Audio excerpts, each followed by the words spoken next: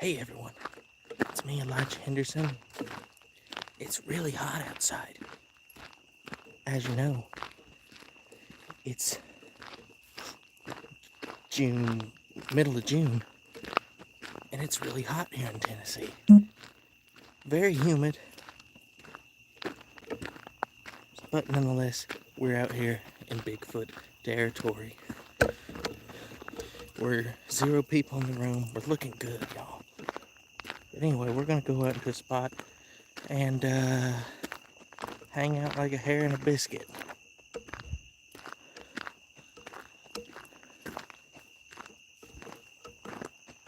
As you can probably tell, it's just me. Gabby has abandoned me. She is in Oregon right now, doing some really cool stuff and having a really good time. Hello, person in the room. Scott, how you doing, buddy? Lady Raven Moon, how you doing? It's just me here tonight, y'all. Gabby is in Oregon. And I better be careful I don't get in on a cottonmouth down by this water's edge or something. Oh, y'all can't see in front of the camera. I'm looking just like a ding-dong. Hey, everybody. How y'all doing tonight? Thank you for hanging out with me. Whoop, there's a splashing there. We are down in a spot in Indian Mound, Tennessee. I love it down here. And we don't really go down to this spot enough, but I'm trying to rectify that. So here we are. Let's see here. Truthy Ruthie, hi. Laura, hello. Scott, oh, hello again. Cryptidville, hey buddy, how you doing? Julie Bug, thank y'all for coming out and hanging with me. It's still just kind of getting dark, so I kind of thought it'd be a little darker by the time I got out in the woods. Kind of thought it'd be darker at 8:30. Guess I didn't really think about that one too well. Trying to keep an eye on the ground here so I don't step on a rattlesnake or something.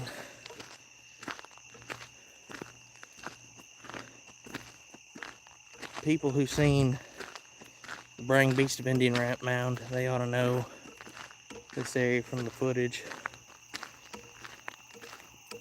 Some kind of commotion going on in the distance, not squatch or anything, but... Oh, is that just all frogs? Yikes.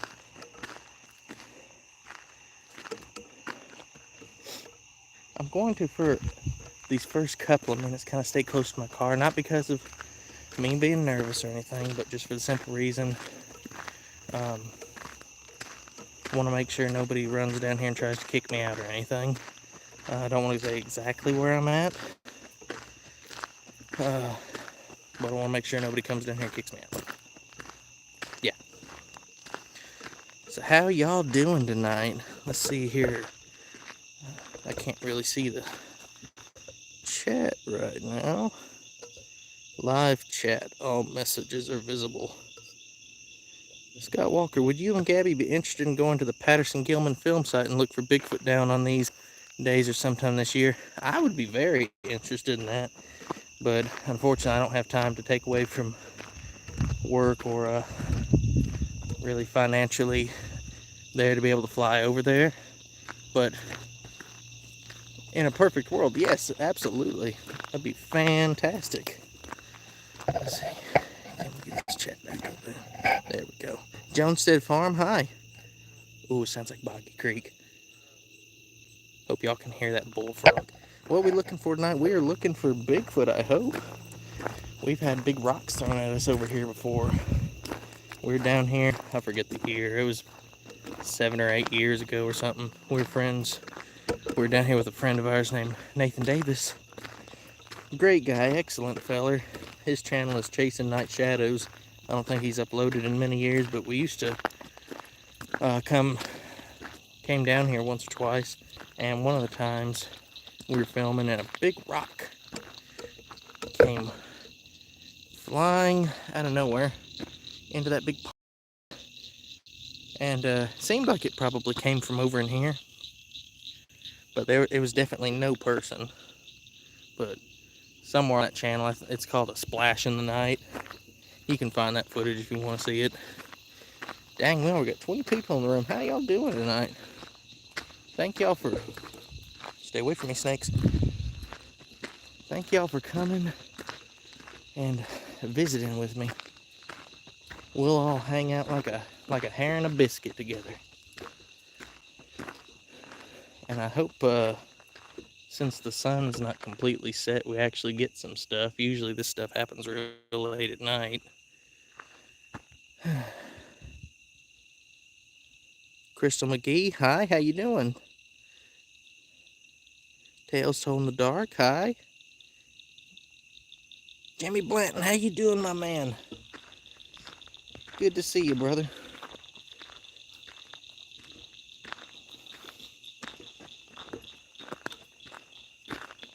I think there's a trail that goes that way, but I ain't going that way.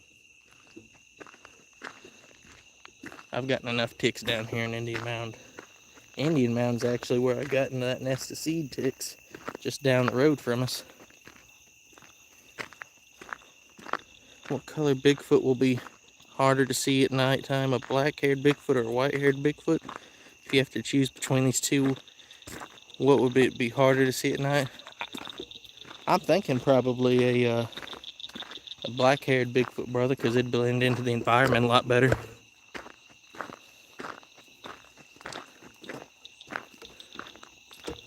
Ooh, the bugs are getting stirred up, y'all.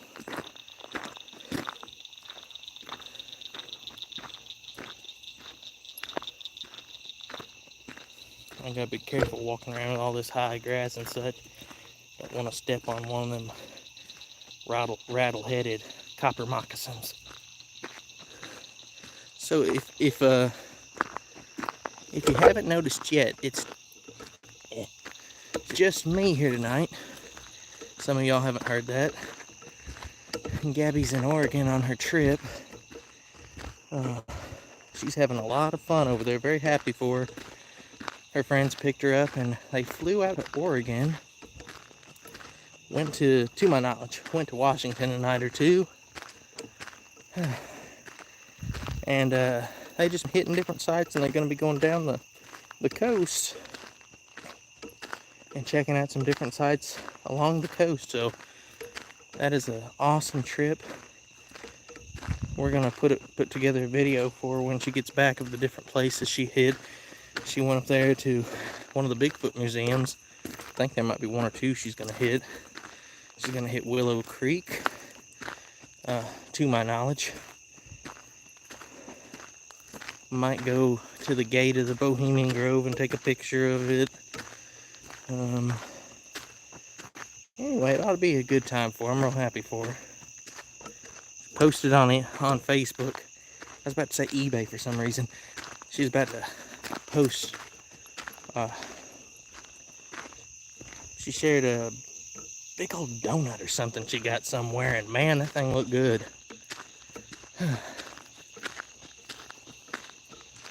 Hey, little frog, come on, you want footage? Look at you go.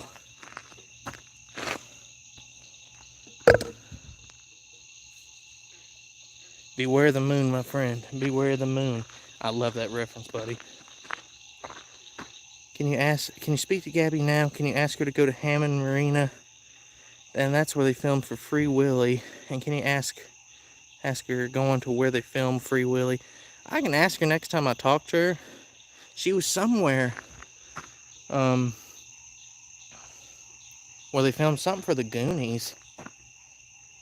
And she may or may not be going to where the beach where the Planet of the Apes scene was filmed, the famous him looking at the Statue of Liberty. Darn you, you blew it up.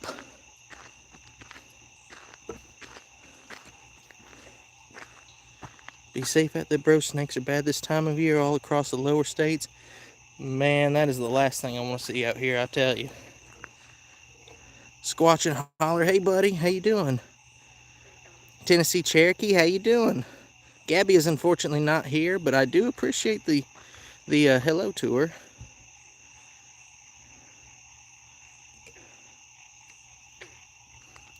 Y'all hear them frogs going nuts?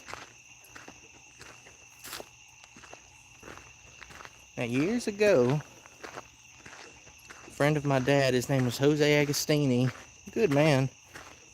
He had been down here and something, I think, roared at him.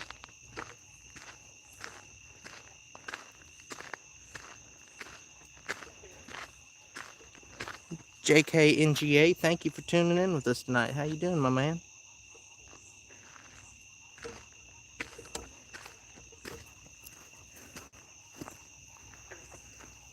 Hi, Letitia. How y'all doing? Thank you for tuning in with us. It's very humid.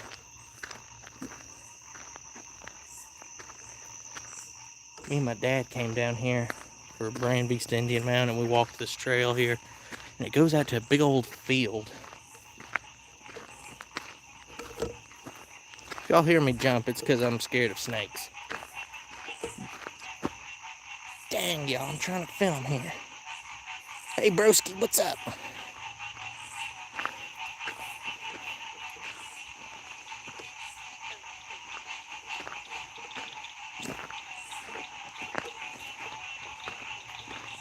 It's too hot, Elijah. Man, it sure is. Yeah, there's one of them little frogs again. Look at that. Handsome little feller. Not sure if y'all can see that or not. Am I pointing in the wrong direction? Oh. If y'all didn't see it, you snooze, you lose. Oh, hello to all 31 of y'all fine folk out there. This is the Sweatin' in Tennessee podcast with your host, Sweaty McGee.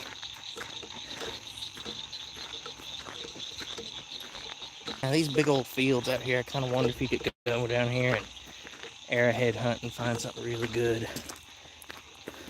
My family used to go arrowhead hunting a whole lot growing up.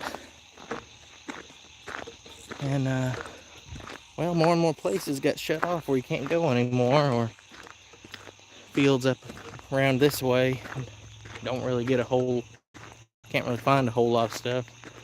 Over in East Tennessee, some of them places you can just find some real good stuff. Now, for those who don't know where Indian Mound is, we are about 30 minutes away. Well, yeah, I think about 27 minutes away, roughly, from the south entrance of Land Between the Lakes.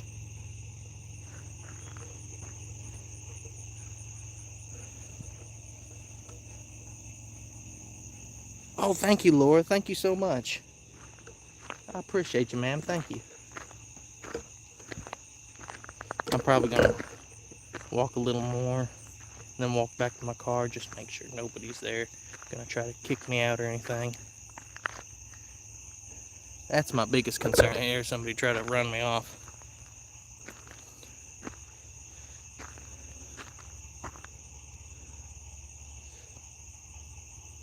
What would you do if you saw a standing right where you're walking? I'm not gonna lie to you, Scott, that'd be kind of spooky. But at least y'all have it on camera.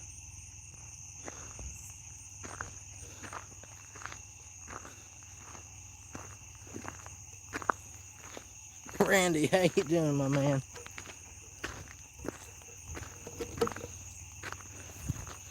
War criminal, how you doing, my man, brother? Alright, we're gonna coast back down the other way. Like I said, I want to check on my car. Look at that sunset, y'all. That's pretty.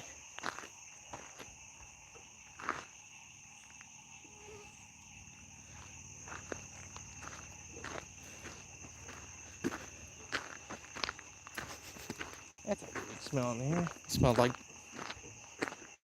Well, it smells like when you cook liver. That was weird.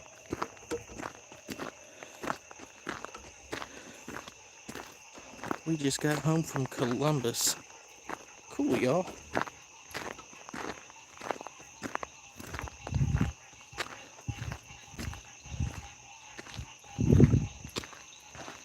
By the way, I want to add also, if y'all see any weird glares on the glass or streaks or anything, it's not anything supernatural or anything. I busted the glass on the back of my screen. I still got to get it replaced.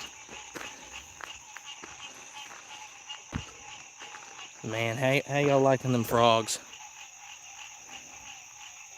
Oh, yeah, there's some of that glare I was telling you about right now. Right in here.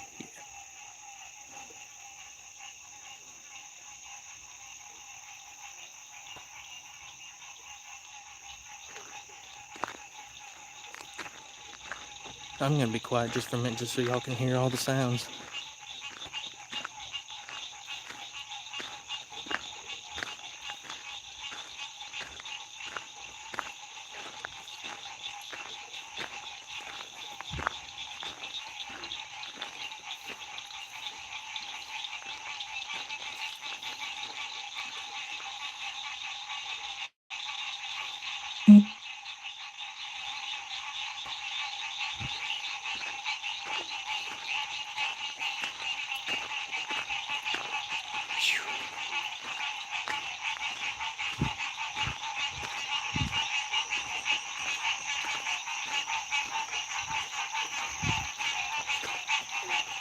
So I guess if all them frogs stop out of nowhere, I know I got a real problem on my hands.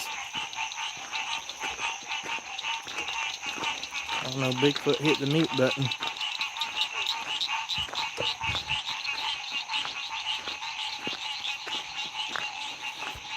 Hey, Shaky, what's up, man?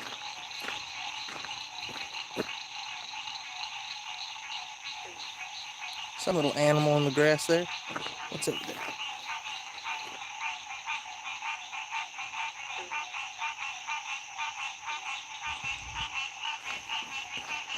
Probably a possum or an armadillo. There's some kind of bird or something hollering in the distance. What Bigfoot movie locations would you like to see? I was happy when you get the chance you can go to Harry and Henderson's filming locations. That'd be fun. Yeah, darn you. So when y'all see me jump like that, I hate snakes. So it's not because anything weird happened. This is Cryptid Studies Institute. Strangely enough, we're against snakes.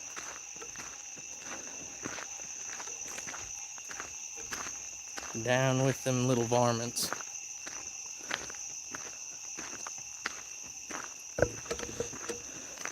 Randy, brother Gabrielle's actually, she is in Oregon right now, but she is having a good time. She went to the Bigfoot Museum up there today. Or no, not today. It was, I think, yesterday. Sent me pictures of, like, replica castings, and she got a picture with a couple of big Bigfoot statues. Looks like a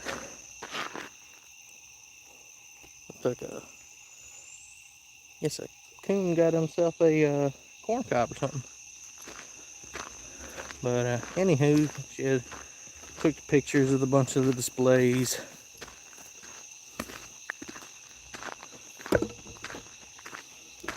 Now, folks, when we get back over here, I think that I'm gonna take a sip of my Mountain Dew Baja Blast, because it feels like a Baja Blast furnace out here.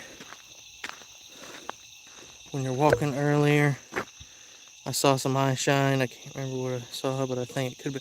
So there's a bunch of fireflies out here. So more than likely that's what it was. But if y'all happen to see any of that stuff again, holler at me. And I'll try to make sure. I don't like snakes much either. You are welcome on this channel. I'm friends with snake haters.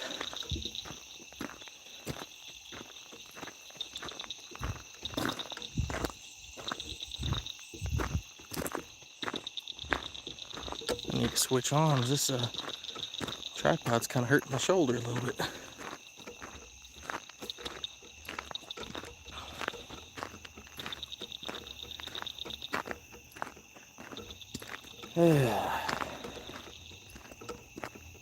Well, I'm getting my steps in tonight.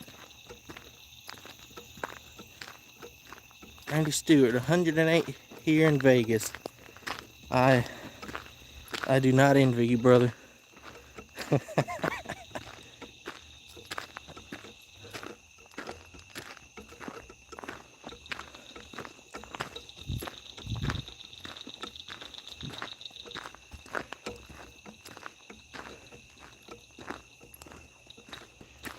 We are almost back to the vehicle to hydrate.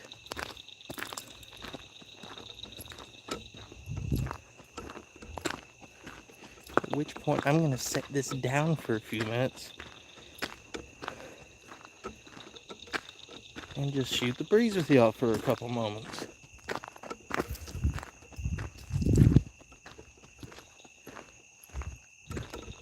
We were standing over there somewhere over in there when that big old rock came flying out of the woods years ago.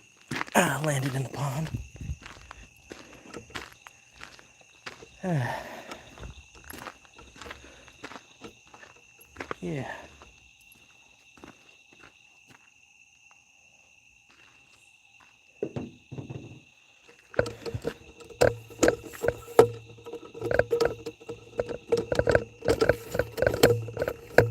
I'm adapting, y'all. I want a big tripod with me. Oh, golly.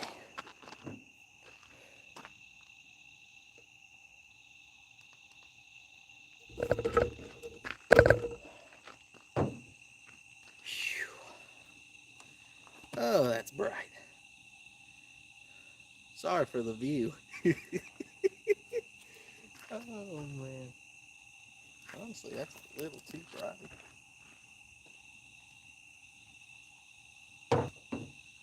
Let's put it on low. Give me 30 seconds. I'm going to grab my drink. And try not to trip in the dark.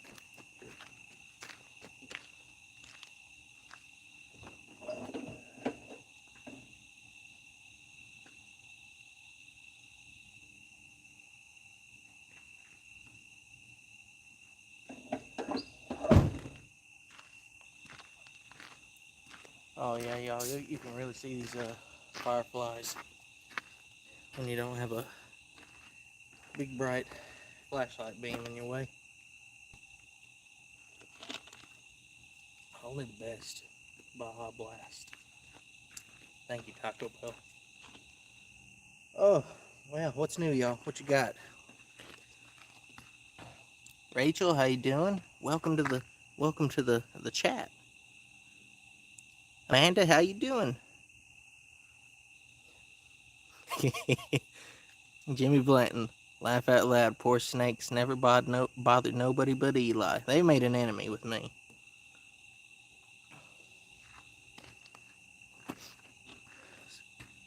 Scott Walker, it's wintertime over in Australia. It's about 10 degrees. Man, I envy y'all's weather.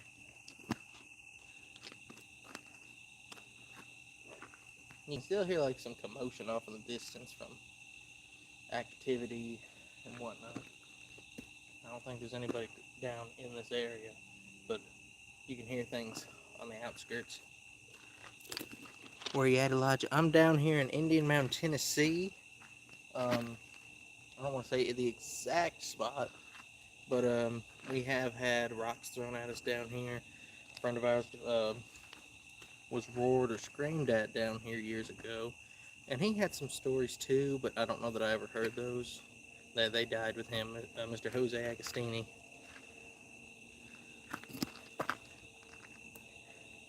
Yeah, man, it's just me tonight here.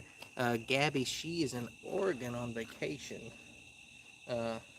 She is living her best life, eating pancakes this big. She shared a picture on Facebook. It was fantastic looking.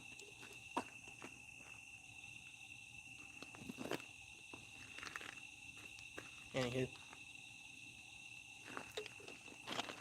Yep, Gabby is living her best life. She sure is. She's having a fantastic time over there. I don't know if I've ever seen her look so happy, so I'm very happy for her. So, y'all are partying with me tonight. Down in Indian Mound, Tennessee. Beautiful Indian Mound, Tennessee. Alright, time to deposit the Baja Blast back in the car.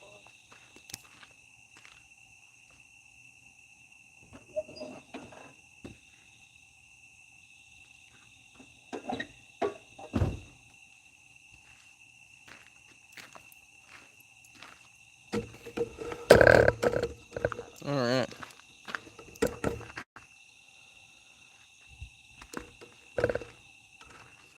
Y'all have a good night, Jimmy. Thank you for checking in, bro.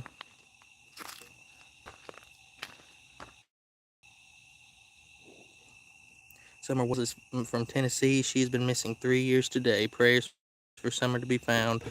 I hope she is found. God be with her and her family.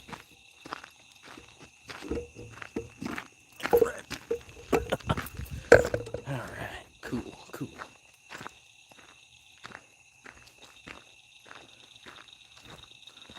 I'll turn that light up brighter in just a minute. I think there's a building or two off toward my right here, but it's pretty desolate over here. There's stuff up the road. Down here, it's I think it's probably a lot of woods. Hey. Are you squatch hunting? Yes, I am tonight. Hoping I get something. I think I came a little too early here tonight. As you can see, well, you can't really see it. I can see it, but the sun's not 100% down. There's still just a twilight glow in the sky. Typically, a lot of this stuff happens really late at night. But we'll see.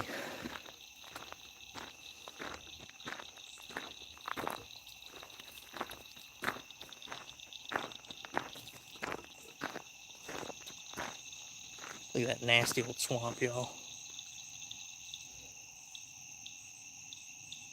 Who wants to take a dip in that? Okay. Back on the path.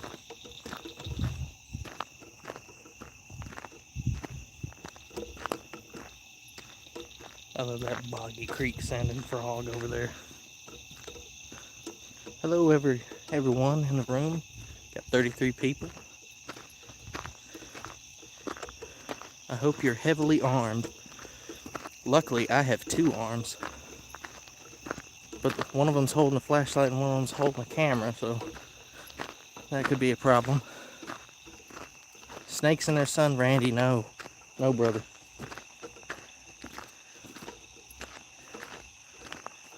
The snakes took a vacation with Gabby. They're elsewhere.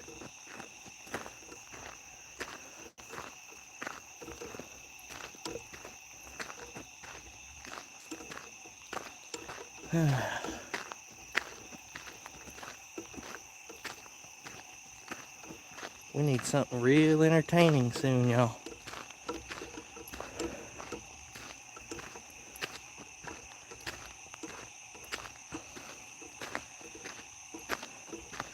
Why don't you ever take a rifle with you to protect in case you get tapped by a bear or a Bigfoot? If I take anything,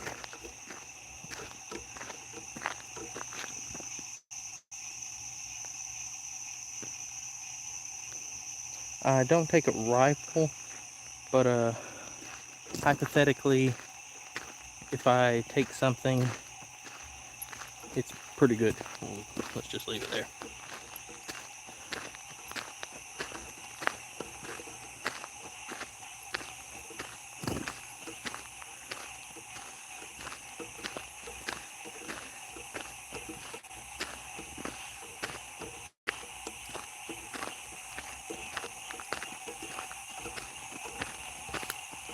Did you pray for protection? I think I did.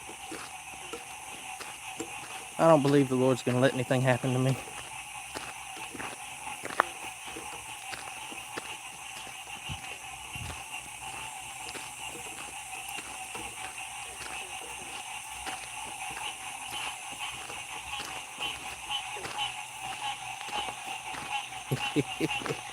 It's a picture of my ex-wife. He shows the picture and they run.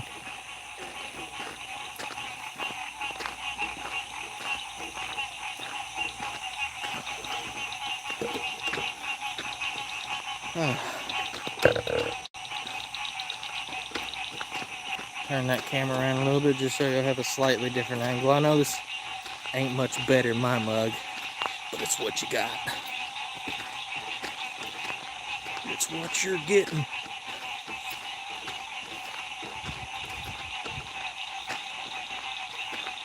Truth be told, I haven't made a whole lot of trips down here at night before.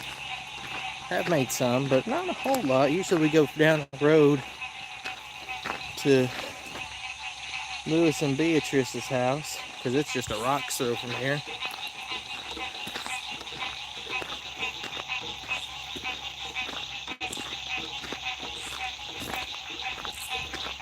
So we usually, historically, always go there. Getting back time for me to go back up there and hang out a little bit. I went and visited them a little while today. Wanted to see Lewis for Father's Day. So I came down a couple hours early and hung out with them.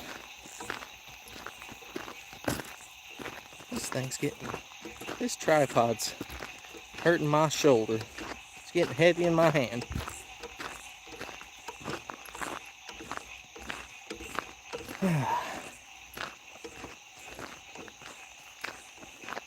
For a long time I've wanted to go out on a solo outing. Now I'm doing it. You wouldn't believe how scared of this stuff I was as a little boy, and I would have never been out here doing this. Oh, switch hands. And change the angle for y'all. Quit staring at me. Alright, we're back in that field.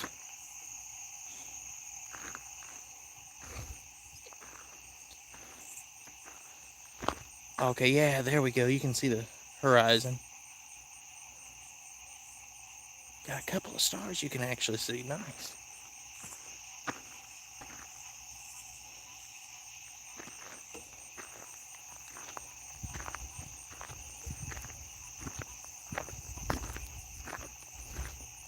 Honestly, y'all, this is a pretty walk. Oh,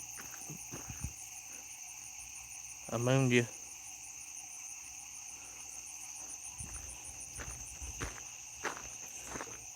If Gabby was here, she'd be saying how immature I was for that joke. Darn you, Gabby.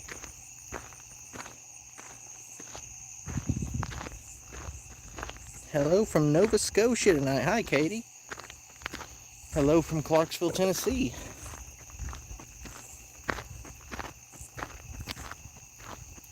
Feels like the temperature may be dropping a little bit here, y'all. Either that or I got enough sweat on my face that it's kind of cooling me down.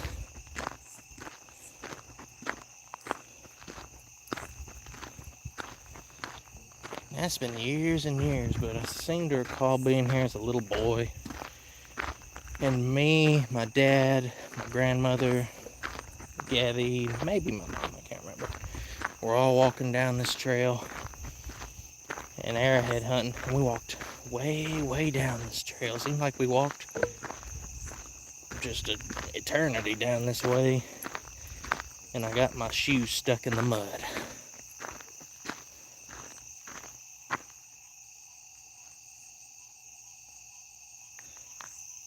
Hey, 46 people in the room. How y'all doing?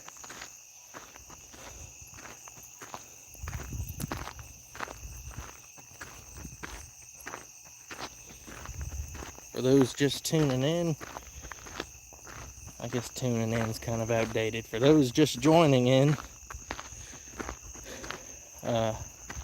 we are in Indiantown, Tennessee. We've had rocks thrown at us here. Well, at least one rock. And a bit of a history of violent Bigfoot activity, because one fella was either screamed or roared at, and he had some stories, but died and took those stories with him.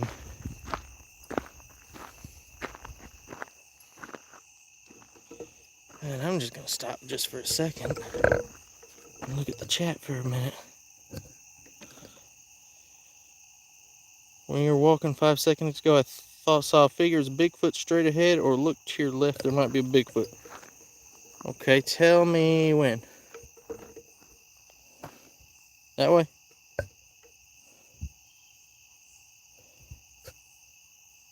I'm sure Dogman could be there too. Now, we got some audio clip. We were wondering if it was a Dogman from down here. Obviously, I can't prove that.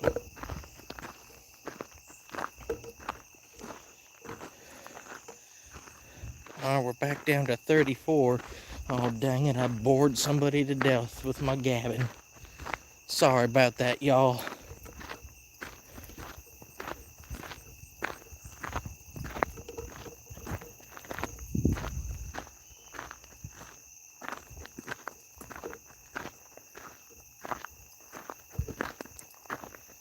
Huh.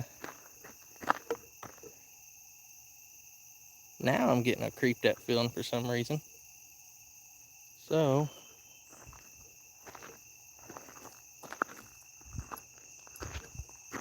it's interesting. I'm going to kind of start easing my way back. To my left, do a call. I'll be honest with you, God, I don't really do calls. I usually call blast or take a dog whistle. I kind of feel silly doing calls myself.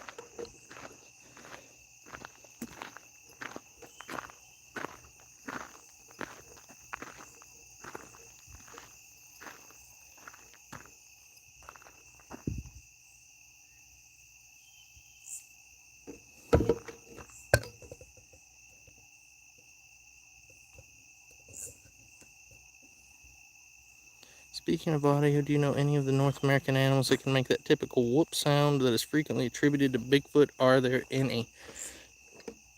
If there are any, I'm not sure of them. That's not to say that there's not, but I'm not aware of any. They know Elijah's in their area. And if there's something out here, I'm sure they do. Wish I was out there with you. Man, if you're down here, come on down. Catch me down here, bro.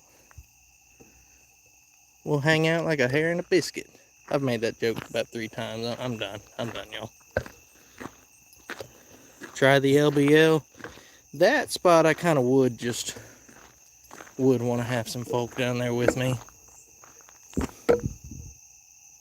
It's not to say that I won't ever, but try a whistle. Yeah, let's see if I can. Yeah, bad whistle.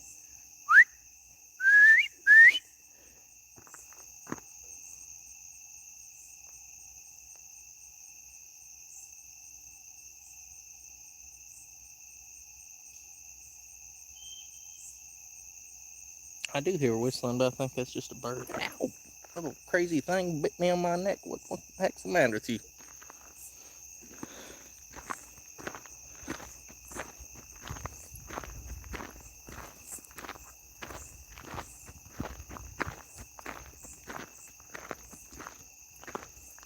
I don't know. I just started feeling maybe a little creeped out right over here.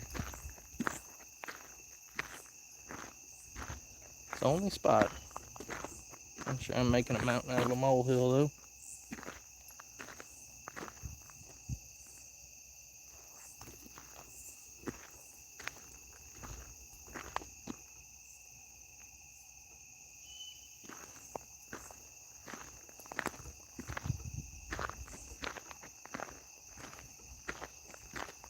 Let's see what's up in this field over here.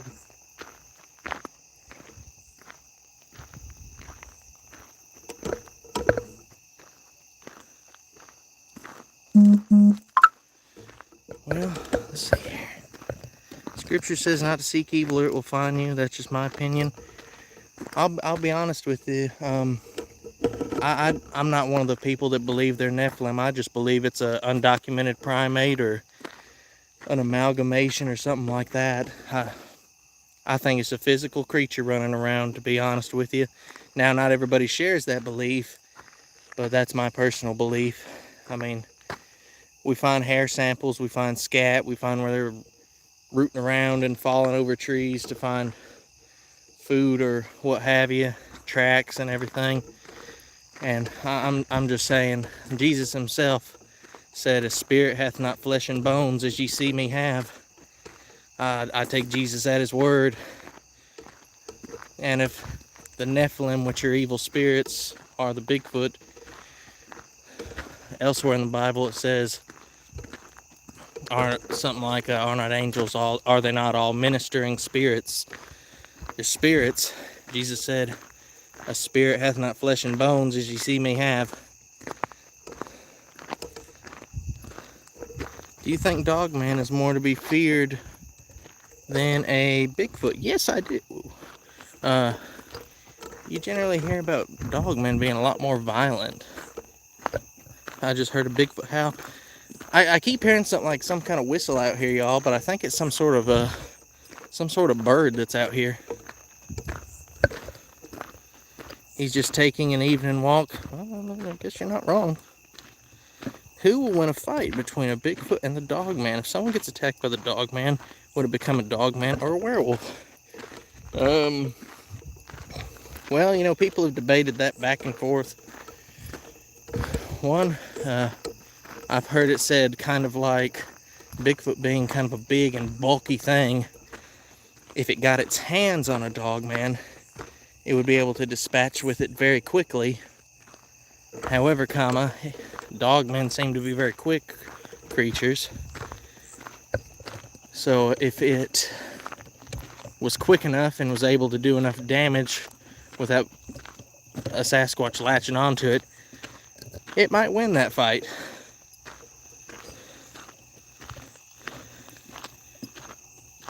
I'm about ready for more of that take us all with you to the LBL.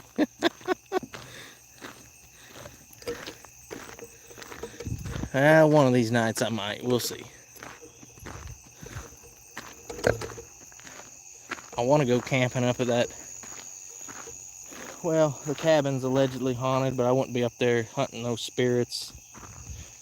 I'd just be using it for a base of operation in the middle of the woods to hunt for a Bigfoot or a Dogman. But I'd like to. I actually spent the night up there at that cabin. It's creepy up there. Didn't have no supernatural stuff that happened though, you know.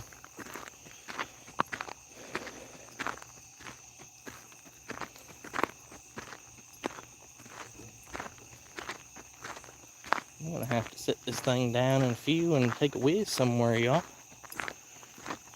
I hope the microphone's not that good on here. You don't know fear until a Bigfoot scares you. Man, I tell you what, ooh, some little tiny eye shine. What are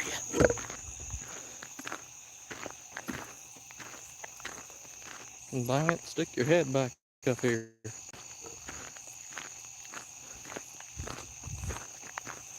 When I was real little, about 5 or 6, and I've told this story a million times, so I'm not going to get into it very much, but we were down in Werewolf Springs, Tennessee, in Montgomery Bell State Park, and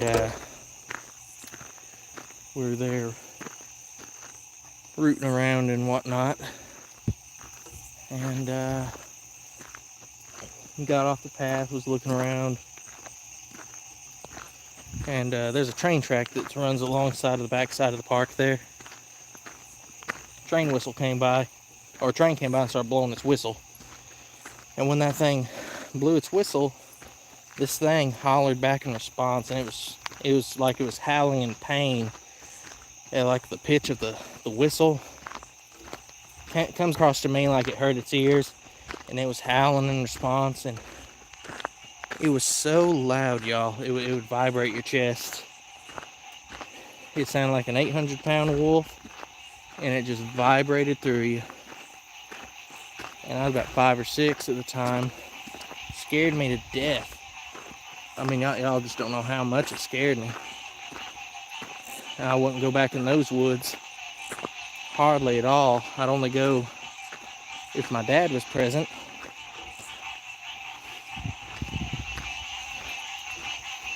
And I'm sure I'd go by myself now at night and whatnot and have a good time, but it messed with me a little bit, I'll be honest with you. But it still interested me enough that being that young of a boy, I'd go all the time to the library and grab big old stacks of books about Bigfoot and the Loch Ness Monster and what have you. All that stuff's real nostalgic for me now. Getting in the woods and Bigfooting and all that seemed a lot more simple back then.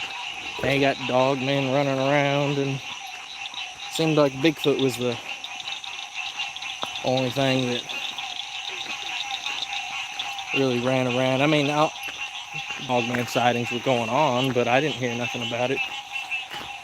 I mean, obviously there's a story of Werewolf Springs and things, but I was a teenager before I started hearing about dog man. I ain't been reading this chat. Maybe I should probably read it.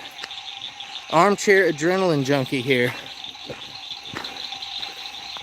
I'm not sure if you mean you or if you mean me. I still get nervous in the woods. I'll be honest with you. What's the time there? It is 9:28. My husband had several encounters with squatches, and it changed him in so many ways. He said it was just monstrous, and he prays it never happens again. Some of those sightings are just terrifying for people. Some people will just about break down crying, telling you about what they seen out in the woods or along the sides of roads and such. But I mean, I guess also, if you think about it, if you're raised to think that there's nothing out in these woods other than bears and mountain lions and snakes and wild boar, when you're out here and you see a big wolf man or a Sasquatch that, you know, you've been ingrained that can't exist, those things don't exist, you're looking into the face of practically the devil.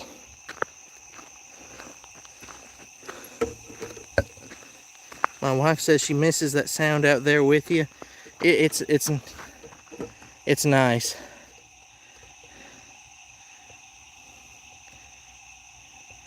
It is nice. Good luck had a encounter with a big hairy gentleman myself in Banff, Canada back in 2003. I would love a true encounter with something. They don't like me for some reason. They're like, oh, that's Elijah. Let's stay out of them woods.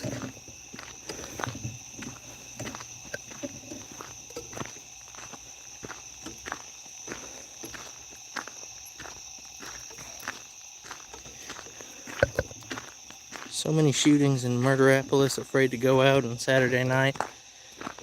Clarksville's gotten kind of dangerous. That's where town where I'm based out of. Something always going on down there. Have you encountered a dog man ever? No, unfortunately I have not. I would love to, but unfortunately I have not been blessed with that yet. Now my sister and if he's still in the room, War Criminal 7, we were all hanging out in Land Between the Lakes last year, I guess, and they seen something running across the road while I was in the front seat, not paying attention and gabbing War Criminal's ear off. But they described it sounding like a dog man. Gabby said it had a back, looked like a man's back. It was crawling on all fours, real flat to the ground. Yep, the beast of the LBL. And I believe War Criminal said he's seen the muzzle and the ears, like the pointy ears. Man, we're almost an hour into this, aren't we?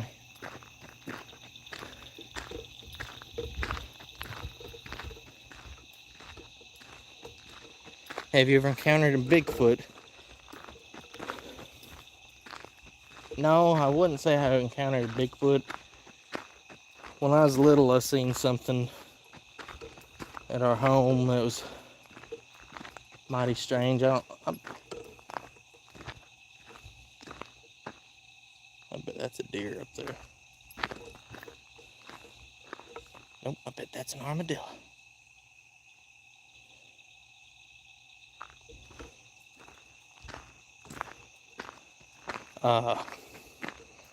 Anything, stumbling over my words now. Something mighty strange up at our house. I may or may not have talked about it on the channel, I don't know. I've talked about it in some other radio shows before. I'll tell y'all about it in a little bit. Oh, my back.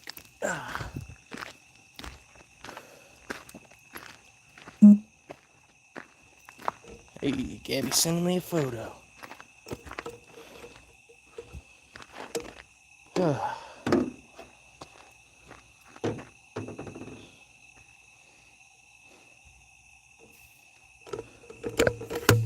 Message retracted. Okay.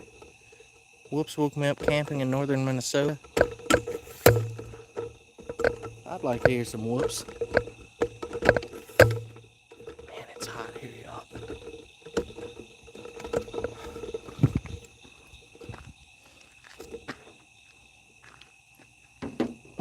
I'll tell you what. Enjoy that shot for just a second. Wow.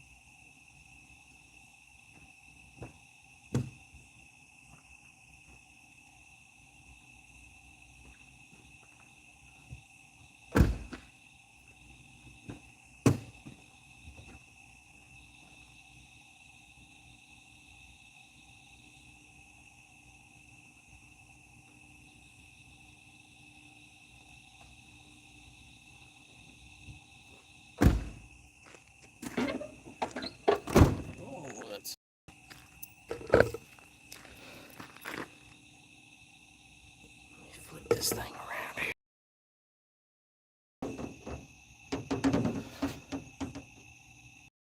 Well, y'all, I'm going to take just a second. Adjust this here. I'm going to catch a rest just a second because it is very hot out here. And I'm going to read y'all a story from this excellent book that I got recently. Found it at Goodwill. But man, it was such a good read. We're going to take a break. It's almost an hour anyway. And I want y'all to hear this story. This is an allegedly true story. And it sounds fantastical reading it. But I did a little bit of the research behind it, and there's actually some decent evidence behind it where this may have actually happened. So let me found it. And we're going to read it together. That'll give me a second to cool down. Killer Necklace? No. This is House of Evil by Margaret Ronan. Anybody who caught our first episode of our podcast last Saturday night, we showed this book and talked about it. Really good book. Could hardly put this one down.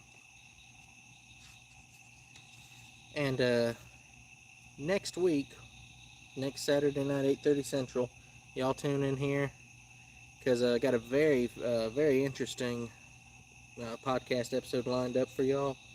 We are going to talk with the director of the documentary Charmed by Darkness, the Roger Morneau story. Very excited for that. I love Roger Morneau's stuff. He's probably my favorite author. And the fella who did the documentary for him, that's on YouTube. Check it out, Charmed by Darkness. That documentary, we're talking with him if all goes according to plan, so I'm very excited. Let's see here. Alright, actually, I got a better idea. Y'all are going to pick the story here. Now, y'all comment in the chat what you want here. Do you want the vampire of Groglin Grange? Or do you want what we talked about last week? It called itself Geth. Y'all pick the one, I'll read the one you want. And while y'all are in the chat doing your thing, I'm going to get a drink of this.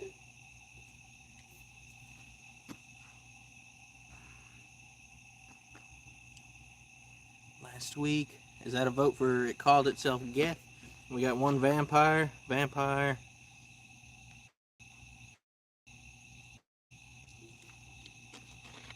2 for vampire.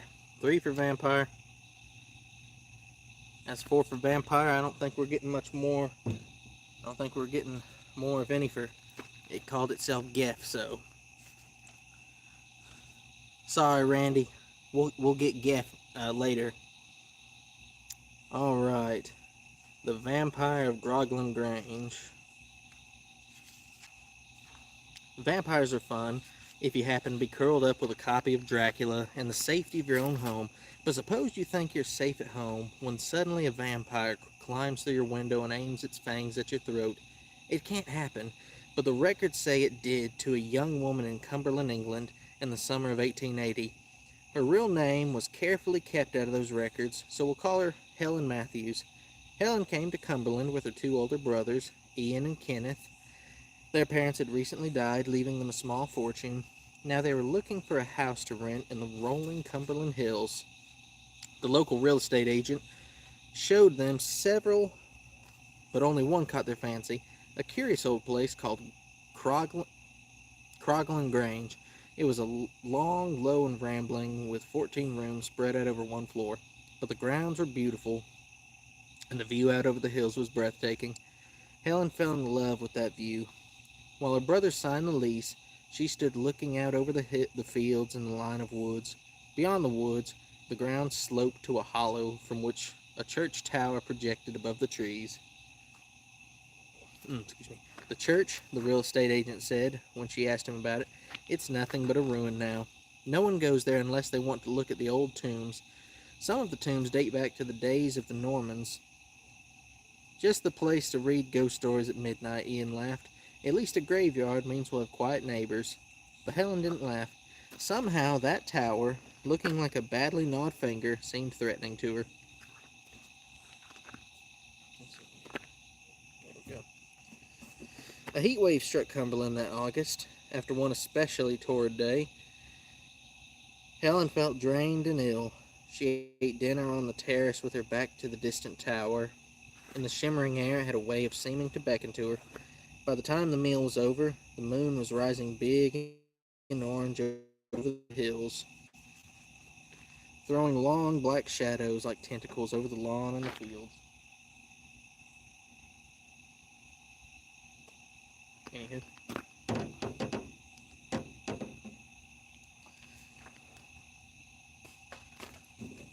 Good night, darn you tree nut. That scared the dickens out of me.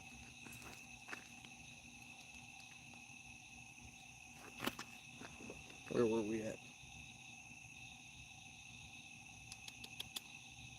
Suddenly Helen couldn't stand being outside any longer. "I'm going to bed," she told her brothers. "This place is giving me the shivers tonight. Even the windows look like blank eyes watching us." "You're just tired," Kenneth told her. "Go and get some rest, but you'd better leave your shutters open tonight. It's too hot to keep them latched." This was a good choice for tonight. It's hot here. Once in bed, Helen found it also too hot to sleep. She lay back against the pillows in the dark, looking out through the windows at the moonlit landscape. Gradually her eyelids grew heavier and heavier, but each time she grew drowsy, some inner alarm seemed to sound, and she became wide awake again. She heard her brothers come in and go to their rooms down the hall. There was silence for a while, and then she became aware that two lights were moving through the trees that stood between the house and the churchyard. They were small lights, but very bright. They moved along about 6 feet from the ground. What could they be? She sat up in bed and leaned forward, peering out at the moonlit landscape. The lights were still there, but now they were moving quickly toward the lawn. She gasped and shrank back. Now she could see that the lights were fixed in the head of a dark, shambling figure which seemed to be heading straight for her window. Who was it? Why did the eyes shine like that? But she knew for certain that it was evil, and that somehow she must get out of the bedroom before it got in. She jumped out of her bed, shut the windows and locked them, then ran to the door. It was locked from the inside, and in her nervousness, Helen knocked the key to the floor. She knelt to fumble for it, then froze. Behind her came the sound of long nails scratching at the window glass. The last thing Helen wanted to do was turn around and look, but she couldn't help herself. Pressed against the glass, glaring in at her with eyes like hot coals, was a twisted face, brown and wrinkled as a walnut shell. As if seeking a hiding place, Helen ran back to the bed. Perhaps if she pulled the covers over herself, the thing would go away. At any rate, it couldn't get in. The door was still locked, and so were the windows. Sure enough, the scratching stopped, but another more frightening sound took its place, the tinkle of falling glass. With its claws, the creature had loosened one of the window panes and knocked it into the room. Speechless with fear, Helen saw the dried, brown, bony hand slip through the opening. Fingers that looked like a bundle of twigs turned the latch. Then the window flew open, and with a single bound, the thing was inside the room. Before Helen could move, it had reached her. It grabbed her by the hair and bit her sharply on the neck. The sudden pain gave Helen back her voice. She shrieked as hard as she could. Her brothers heard her screams and rushed from their rooms to help her. They broke down the door just in time to see the creature climbing out of the window. Helen lay unconscious on the bed, bleeding from the wound in her throat. Grabbing a poker from the fireplace, Ian jumped out of the window and ran after the thing. It ran with long strides and was quickly lost among the dark trees. When Ian returned to the house, Helen had regained consciousness. In spite of her terrible experience, she seemed calm. "I'm sure there's a logical explanation," she kept saying. "It must have been some lunatic who escaped from an insane asylum." Ian and Kenneth were not so sure. They stayed with her until the doctor they had summoned came. Then they had made their plans. They would take Helen away from Crogland Grange. She would not spend another night there. Foreshadowing. With the doctor's permission, they took her to Switzerland. Weeks passed, and the terror of that night seemed to fade for Helen. "We're going back," she told her brothers. "We leased Crogland Grange for 7 years, and I think we should return and live in it. What happened just couldn't happen again." Once back at the Grange, Helen refused to change to another bedroom. Her brothers, however, moved to the room next to hers and kept loaded pistols handy. They also bolted the shutters across her windows.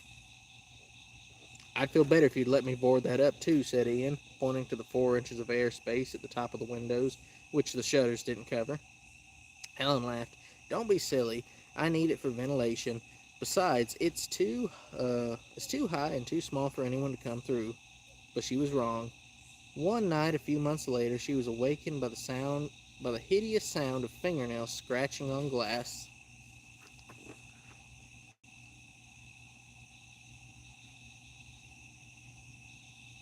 All right. Anywho, looking down at her from the airspace above the windows was the same nightmare face, the same terrible glowing eyes. Helen's screams brought her brothers out of their rooms with drawn pistols. The creature dropped to the ground and loped across the lawn. Ian ran outside and fired. The thing stumbled, giving a whistling cry. It clutched at its left leg. "I've hit it," shouted Ian. "Come on, we can catch it." Eyes glaring, the thing looked over its shoulder at them.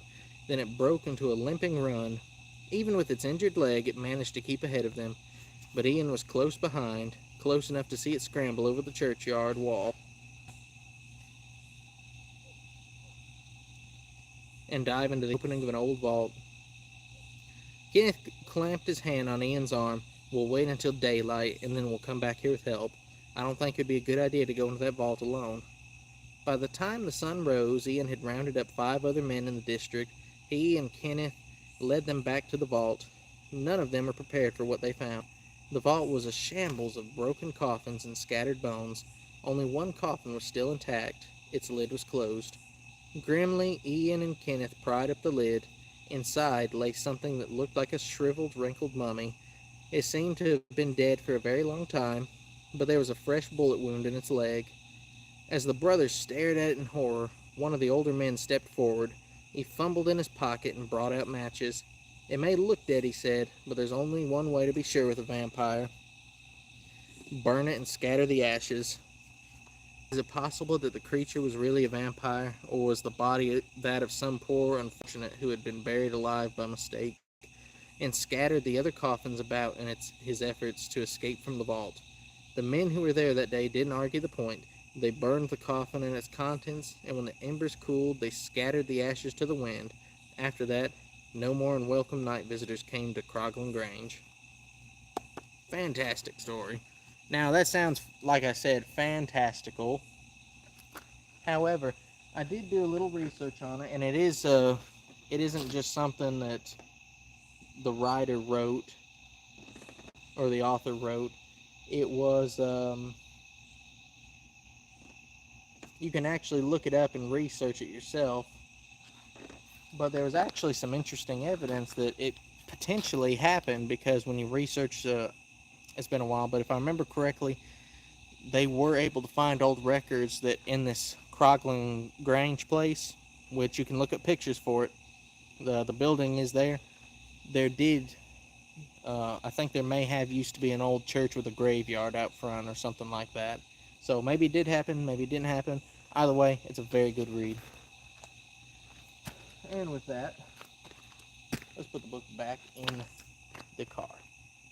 I see something reflecting over there, but I can't tell if it's a sign reflecting or if it's actual eye shine.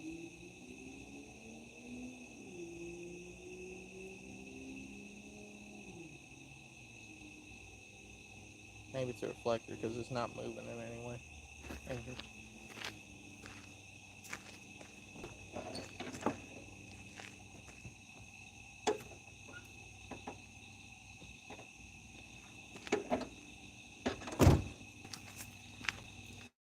Oh, how we doing? I like the Devil's Footprint true story.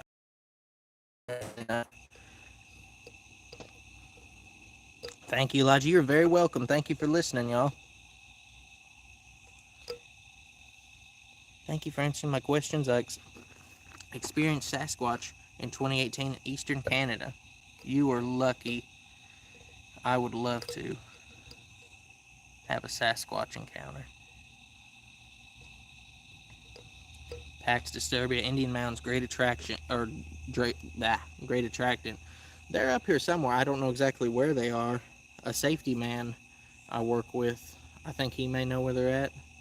He had some incidents happen down here.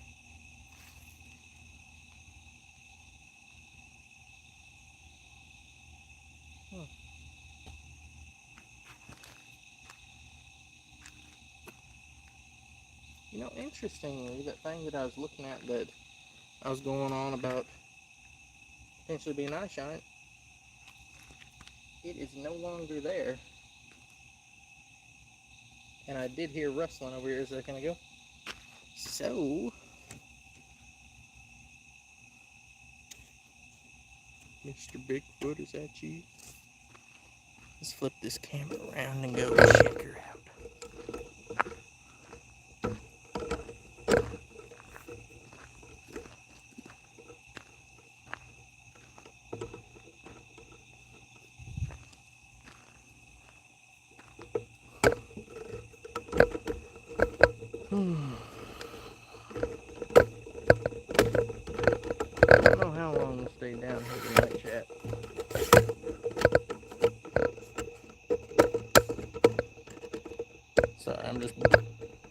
shrinking this tripod.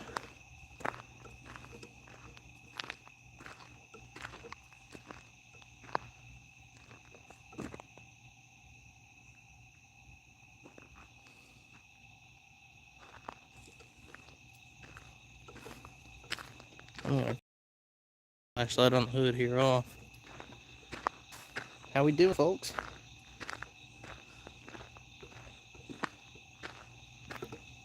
Hey, my Baja Blast. Yeah, buddy.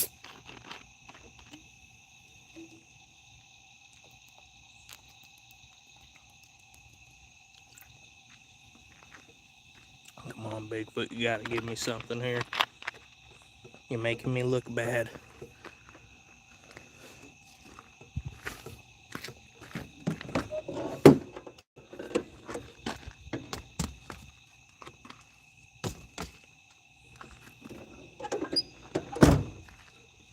Alright, what we doing in the chat, y'all?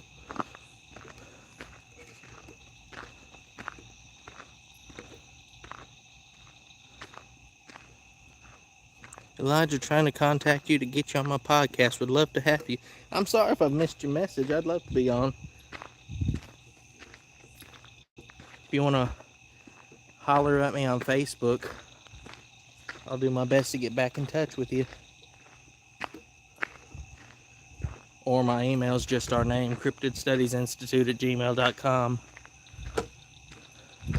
Very sorry if I've missed a message from you. Let's see.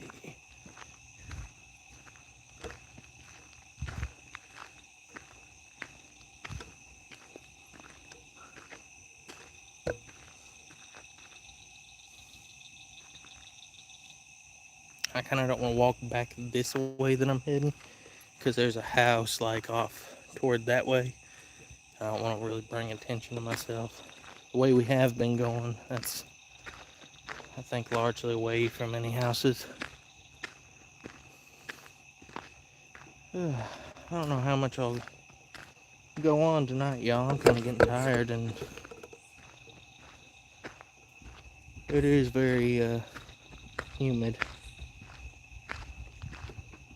Got 33 folk in the room. Thank y'all for hanging out with me tonight. Love y'all.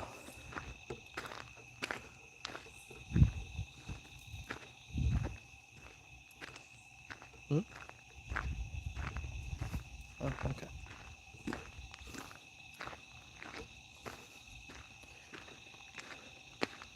Love you too, Randy. You're awesome, man. Hey, by the way, while I got everybody in the room, y'all go and check out Mr. Randy Stewart's podcast too. Randy, do me a solid, brother, and put the name of your show in the comments there so everybody can find it. He gets great guests. He recently had Steve Coles on there, George Lunsford. He's always bringing something interesting on there. Body slamming conversations, heck yeah. That's my brother in Christ there.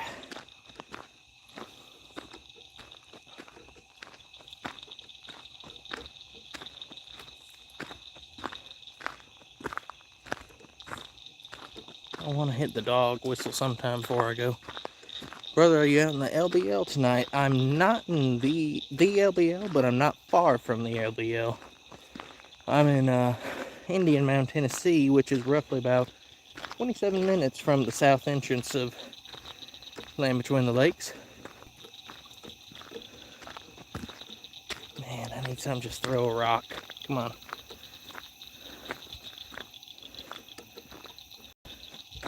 Give me something, Mr. Foot.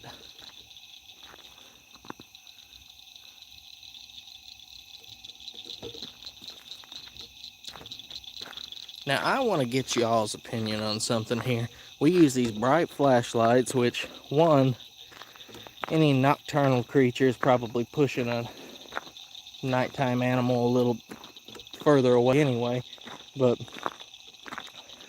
I want to get y'all's opinion. Did it seem like years ago, when we didn't use LED flashlights and we used the one that actually had a bulb in it, that people usually got more activity? Now, LED things, they put out a frequency and I don't know if something can hear it, if it's just the real bright lights.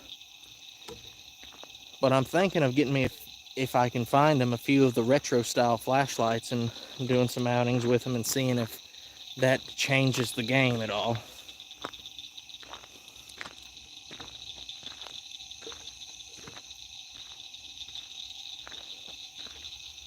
Do you have a red light flashlight? Do I have a red light flashlight? I'm not quite sure, to be honest with you. I can't remember. Randy says yes.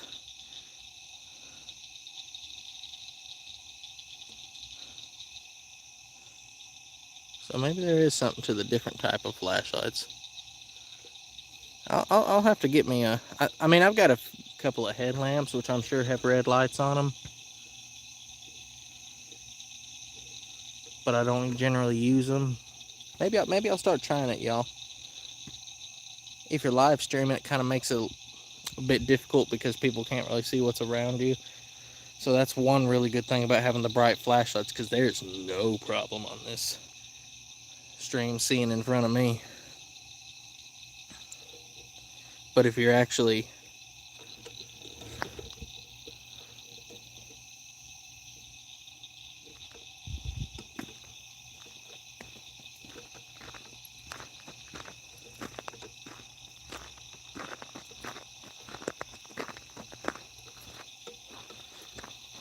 put night vision on your phone, can you do that?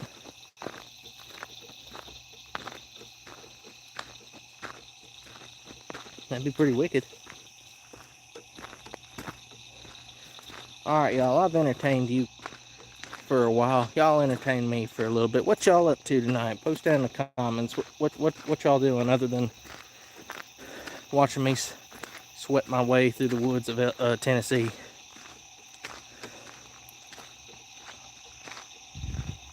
And by the way, Randy, am I shaking this thing around too much?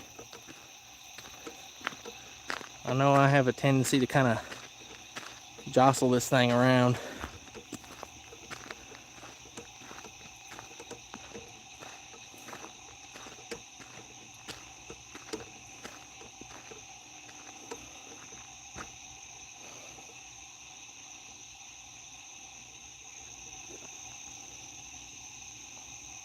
Looks good? Alright, cool.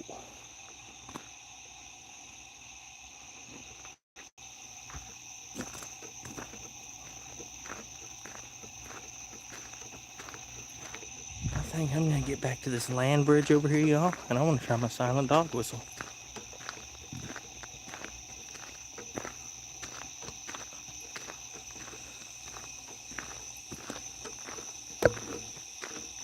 Wow, Elijah's Cryptid Studies Institute shows were my first introduction to YouTube. My first ever subscribing. Thank you so much. That means a lot to me. I hope we've been a good channel for you. Eating fresh peaches, nice. I also have night vision binoculars. That's cool. My next big purchase, I'd like to get some sort of a FLIR. That'd be all that in a bag of chips, y'all. Raining, so sitting here with you all, I bet that's really relaxing.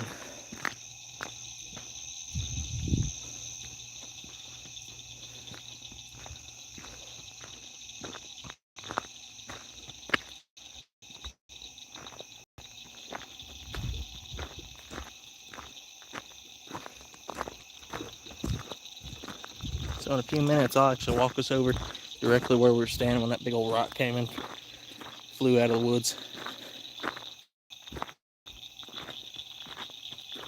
Alright, which pocket had the dog whistle in it?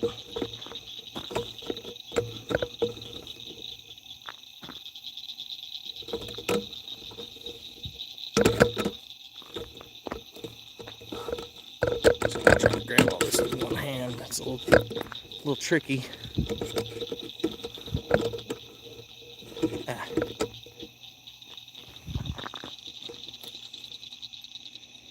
That feels like a dog whistle.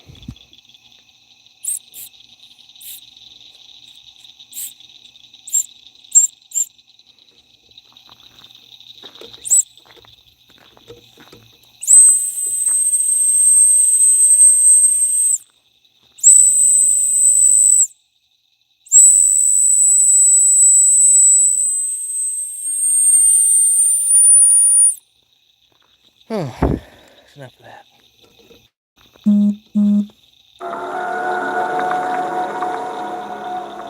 If y'all heard that, that was my phone. My cousin was texting me asking where I'm at tonight. I am at Indian Mound, Tennessee. My dog whistle didn't seem. Oop.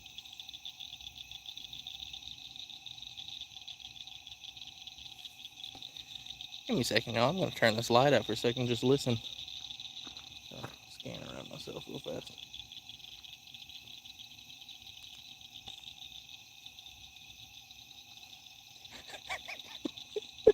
I looked down and seen my shadow, and it spooked me, y'all. Wow, it's actually kind of bright down here.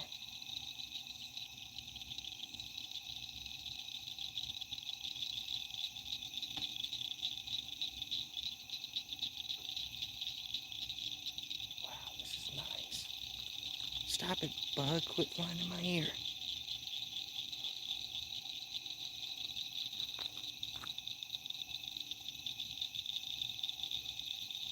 Y'all see that moon up there?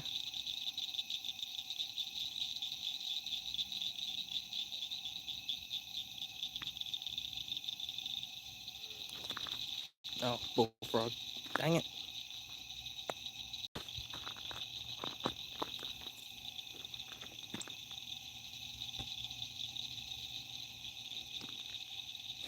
Golly. How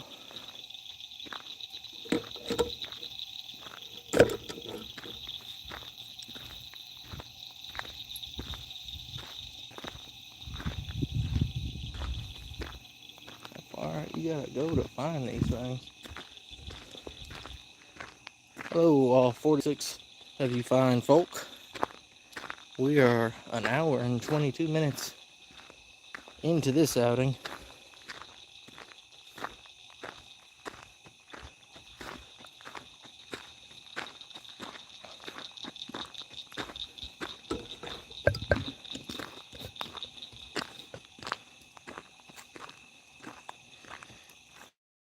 You're gonna take one of them off with that dog whistle. Shoot, I wish I did. I could use something happening. Nice job in the Small Town Monsters documentary. Thank you very much. Try a rabbit distress call. I don't really got one on me, my man.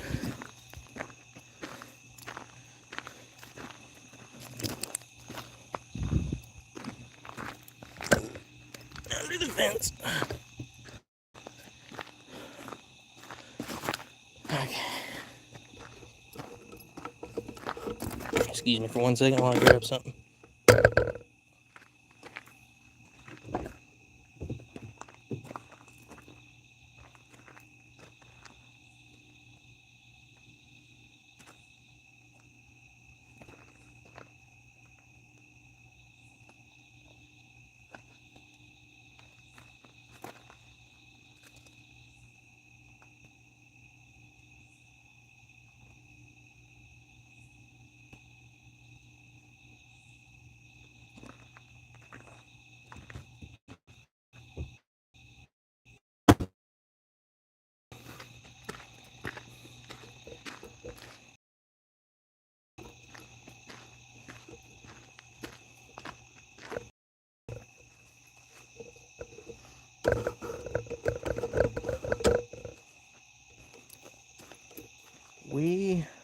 I forget the year, but it was probably about 7 or 8 years ago. We were over here, standing around over in here, and a rock just came out of nowhere and splashed right down in that water there. And it definitely wasn't anybody down here that threw it. Hey, little tiny frog. That thing's adorable. But that land bridge we've been walking across tonight, it's off that way. And there's at the time, there's a bunch of big rocks piled up against the edge of it there, so we figured maybe it came from over there. But for it to be a person, that would have had to have been some arm. And it landed like right in there. And that video's up on my good friend Nathan Davis's Chasing Night Shadows channel from years back. It's called A Splash in the Night. So if y'all want to go check that out, you're more than welcome to.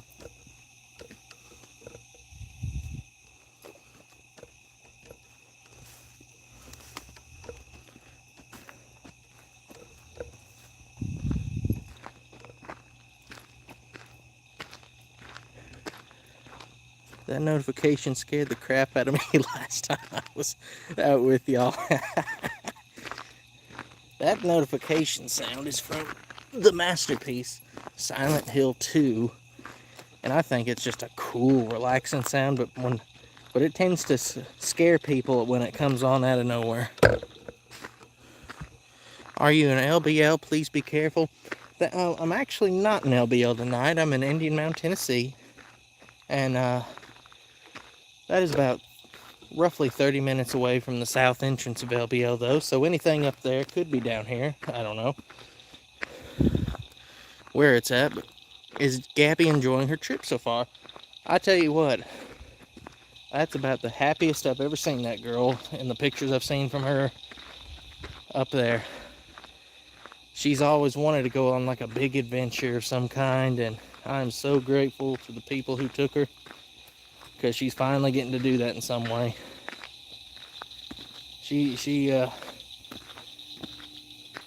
Well, there's new people in the room now.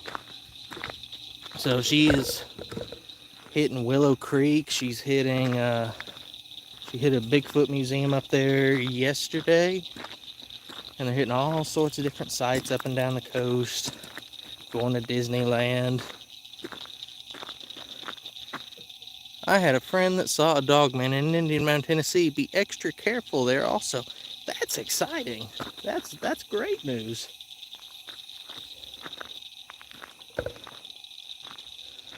Was that an unhinged answer from me, y'all? That's great news.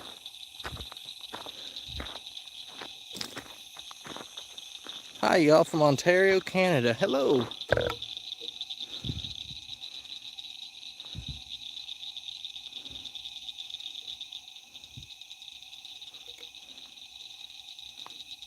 Oh, and also, hello, April. How you doing tonight? I didn't say hello. We have 30 people in the room right now. Tom Michael, hello. I know we will talk and I can get you set up for an interview. That would be super cool. Anything Indian Mound, I'm very interested in. The people that are, they're basically my grandparents. Like they're like grandparents to me. I've known them my whole life. Like for my whole life I've known them, and they live up here. That's Lewis and Beatrice that I interviewed in Braying Beast of Indian Mound. They're fantastic people. But there's multiple interesting stories from down here. I worked with a safety man who said when he was a younger boy, he would find the big footprints down by the creek beds, and he showed his dad, and he said, "Don't be coming down here anymore, or don't be coming down here alone." I forget which. And he had a interesting, I think, supernatural thing happen at one of the Indian mounds. Him and another friend, I'm sure they were pretty young. They were walking along with, I guess, their rifles. They were just shooting little things like squirrels and birds and just whatever. And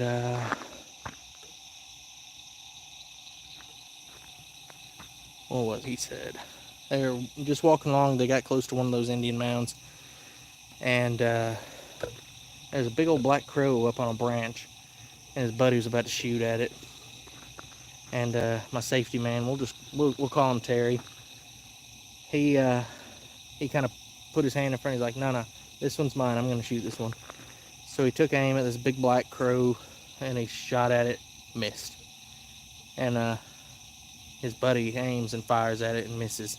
And then they keep going back and forth, taking turns trying to shoot at this thing, and neither one of them can hit it, and it's up there cawing at him. I guess like it's laughing at him or whatever. And he said we'd been shooting stuff all day, you know. It was apparently kind of, it was odd that they were missing this thing. And he said something like another crow flew in right next to it, and they was just both cawing back and forth. And yeah, they got a bad feeling or creeped out, and they went out of there.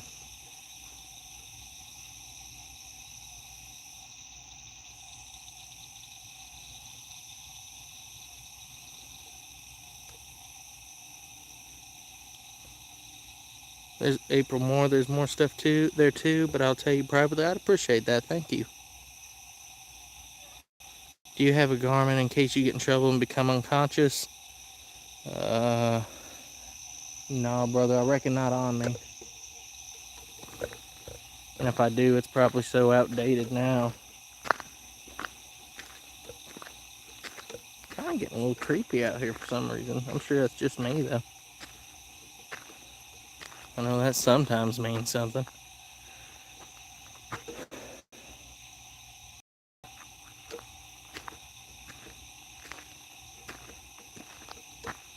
I don't really want to walk down there now though.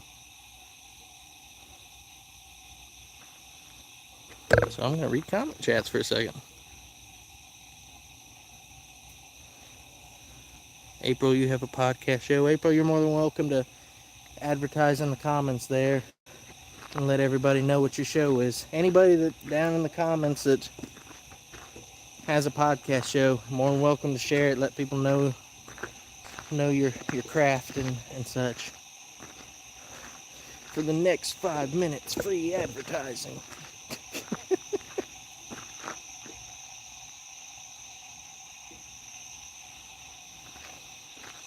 Careful, brother. Pay attention to your gut instincts. Well, I know earlier I was real calm just walking up this trail, and occasionally it's just kind of getting a little creepy.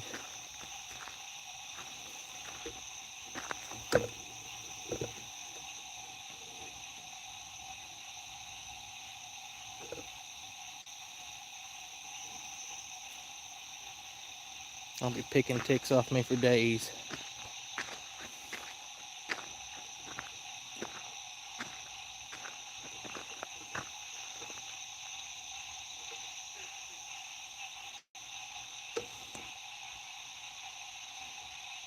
Guys telling you not to go.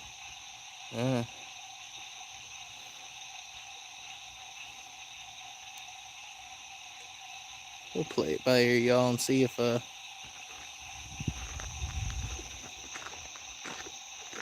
because it may just be me.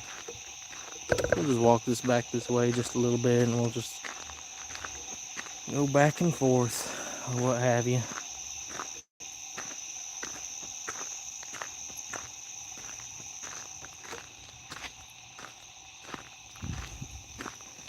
It has been the tick apocalypse this year.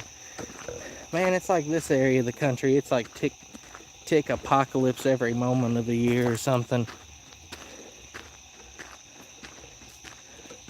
My good buddy there, War Criminal, we're always fighting the battles against ticks. I hate them little bloodsuckers, but not as much as I hate a snake.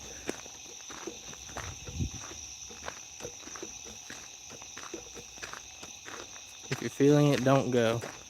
Or don't do you? Yeah, we'll just play it by ear, y'all. I think the crickets go silent, trouble's near. Luckily, them frogs are going crazy.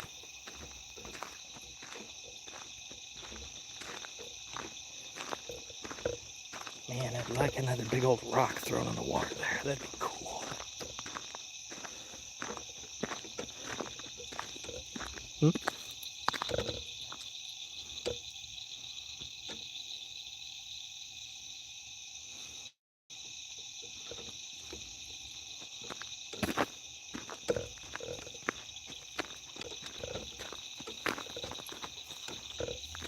Truth be told, I'm kind of getting tired, y'all.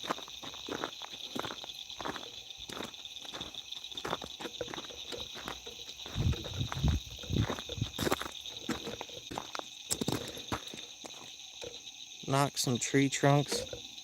I think I did bring a tree knocker with me.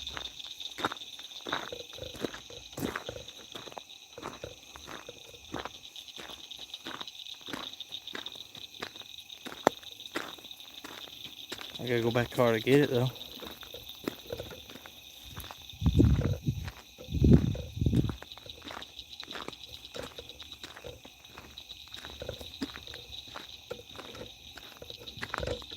Shoot, I guess I better pay attention to how much battery I got left.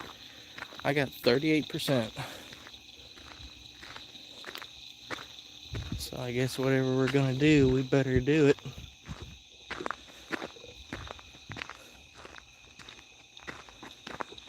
Thank y'all for chilling out and hanging with me tonight. Like some rocks. Well, there's definitely no shortage of rocks here.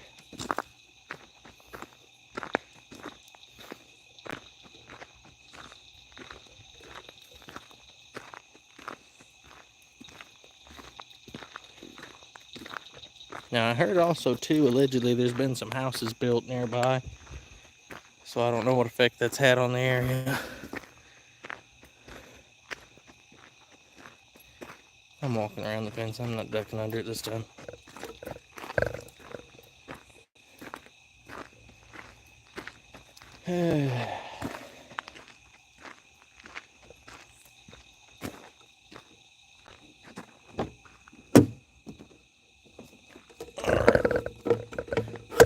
Y'all just sit down there for a second and wait for me to get you. Hey, y'all want the marshmallows? I got some in this bag here.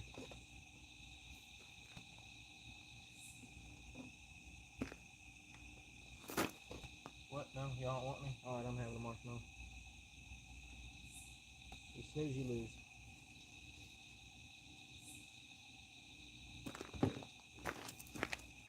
Alright.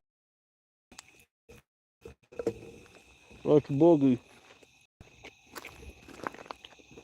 Got a mouthful of marshmallows all amped up and ready to go.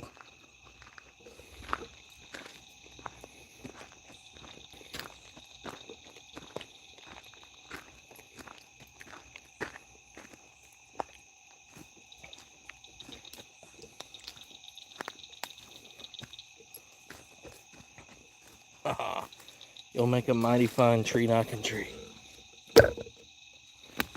This comes courtesy of my good buddy, War Criminal. Let me scoot this up just a little bit forward. I'm gonna hit this tree, cedar tree.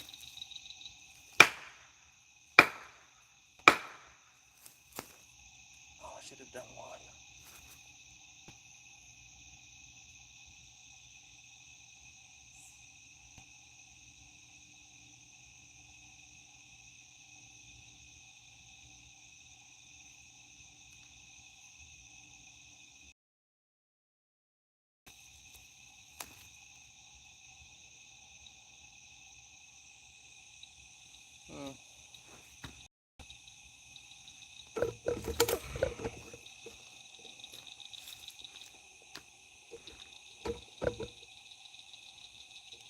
Nice.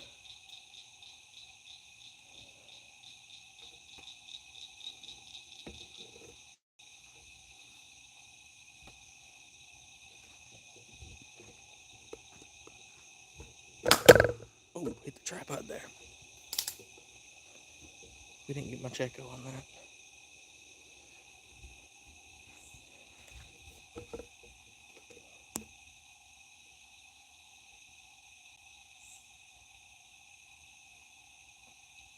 Lady Raven Moon, we'll try your idea next.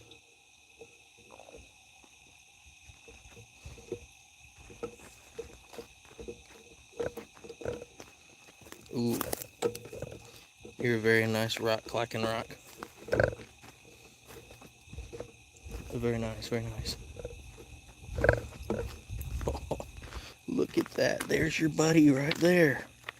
Just like two peas in a pod.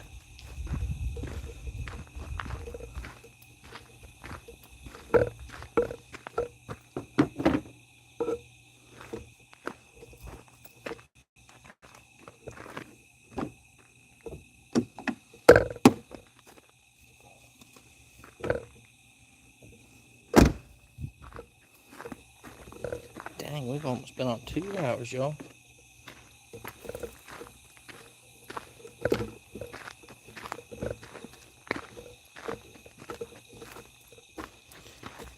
Anybody just tuning in or coming into the stream, we're in Indian Mound, Tennessee.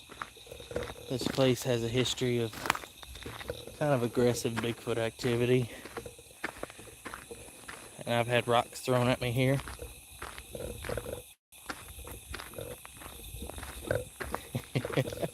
I am getting tired. Y'all hear the energy going out of my voice? We're in Indian Mound, Tennessee. There's some Bigfoots here, probably.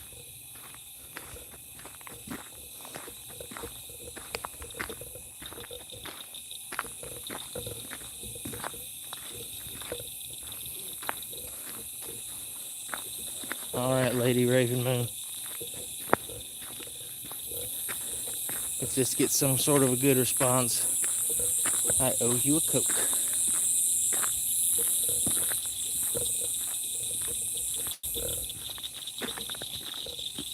Okay, you chill out there, camera.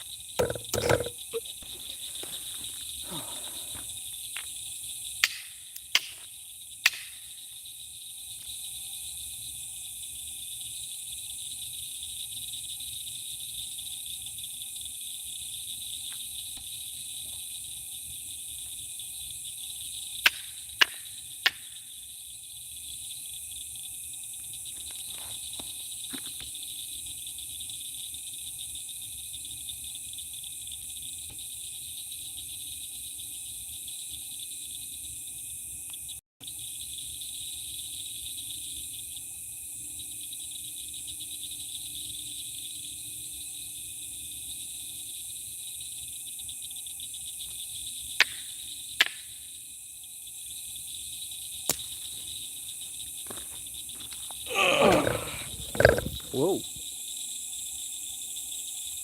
What was that? Am I just hearing things, or did y'all hear something?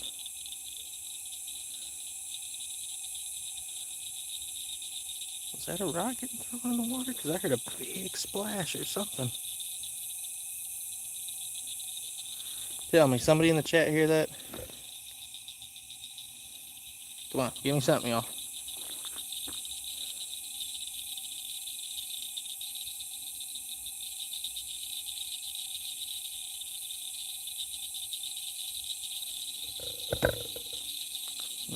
Bullfrog again. Am I imagining that? Maybe.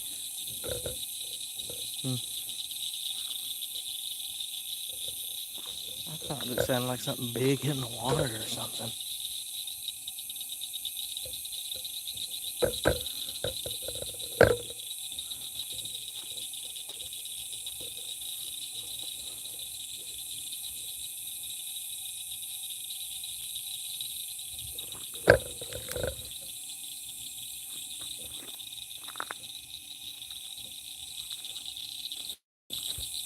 Alright, y'all.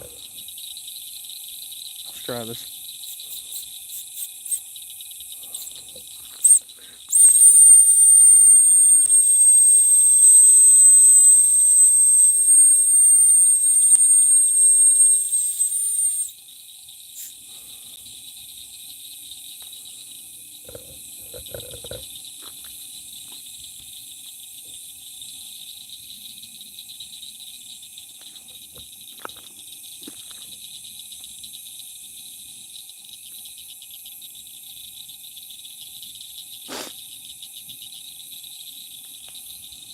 So I ain't seen any flies. I guess nobody heard what I heard.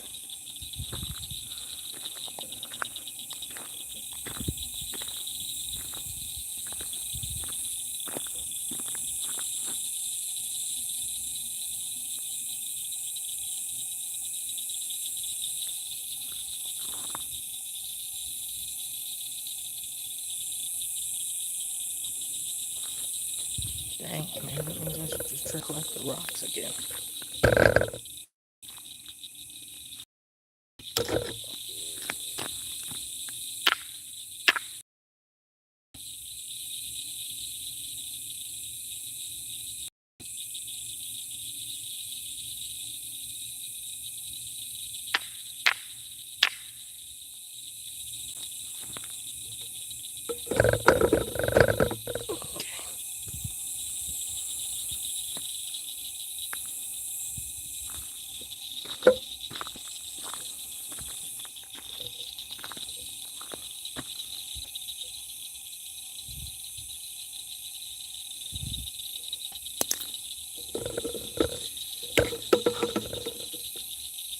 This is bound to probably not do anything whatsoever, but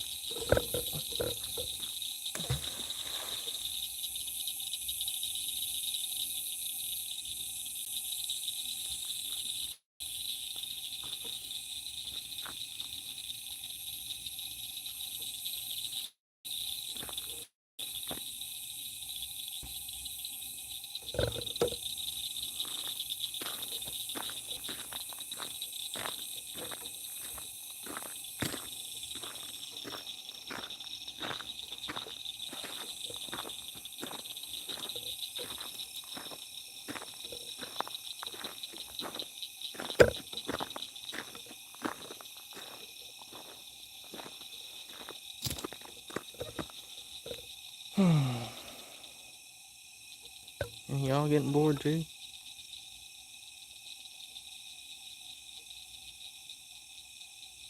Oh, okay, I didn't even see the comments, but nobody heard that sound, didn't you? Lady Ravenman said she heard something. Pax Disturbia. Somehow it just wasn't showing me the comments. Yes, thanks. Hello, Sharon. How you doing? Thank y'all very much for coming into the room tonight.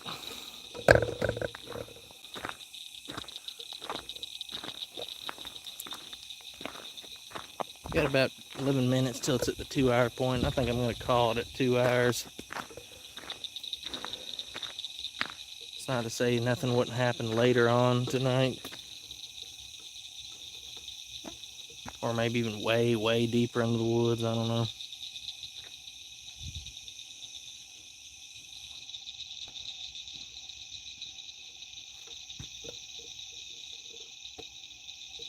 So I reckon this is old Squatch's last opportunity to entertain these fine folks. Elijah, doing great. Thank you. That's awesome.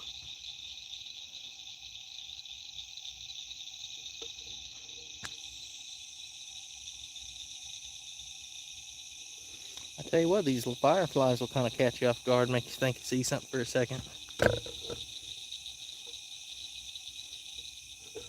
Skywalker, it's been a little while since I've seen you in the chat, buddy. You still there, brother?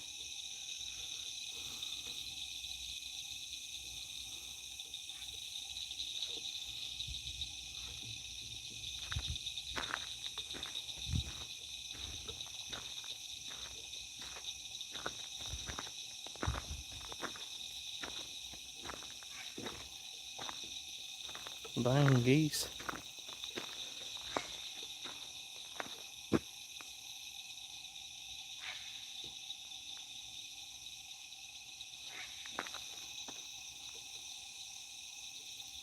Just another one of those nice Tennessee night sounds.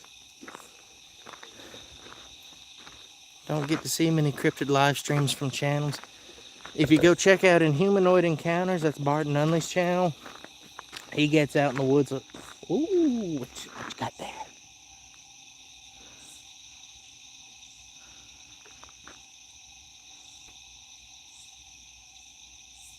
That looks like a fire.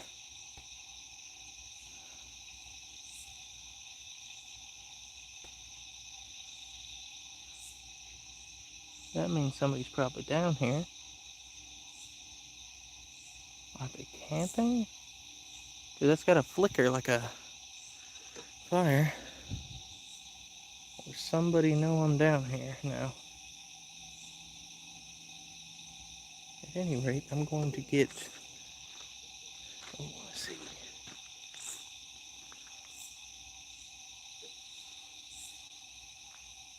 Shoot, if they're making a bunch of noise, then I'm gonna get back to my car, y'all, because that thing looks like it's moving. And I don't want to get in any kind of trouble. So let's put this on tiny flashlight mode.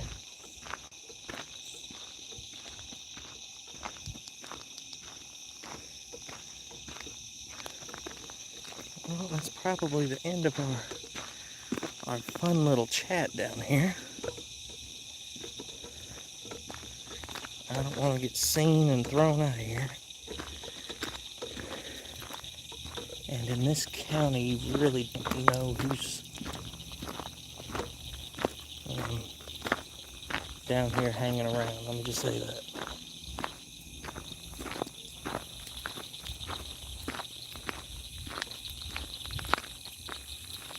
Run, Forrest, run.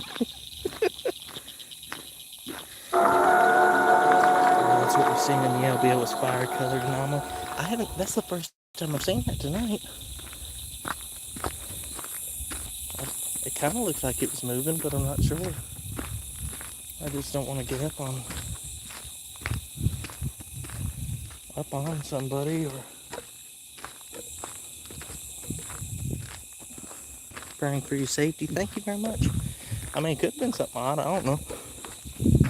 But I'm willing to bet there's probably some folk over there. I think around sunset I was hearing some sound of people, so that's probably somebody camping over there, or I don't know, something.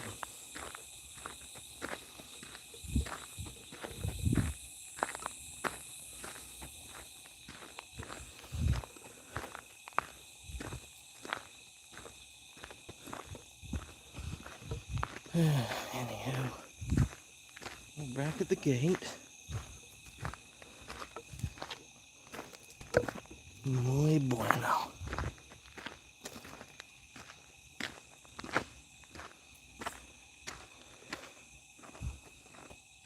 Well, we weren't far from Mark. It's about 6 minutes till.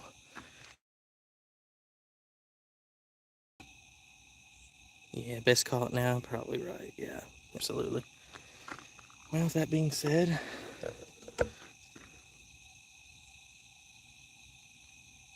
hanging out with me tonight. I appreciate y'all. I love y'all. Thank you to all 37 and everybody else who came and went.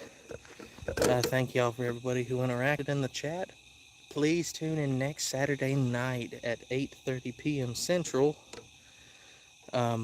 Very interesting show lined up for you. I'm interviewing Mr. Chris Lang, the documentarian who created Charmed by Darkness, the documentary. And anyway, it should be a very interesting story. We're going to be talking about the life of Roger Morneau. Very interesting, man. And yeah, y'all have a great night. Thank you for everything again. Thank you, Laura, for the donation. I sure appreciate that. And all right, keep it weird, y'all. How do I close this thing out?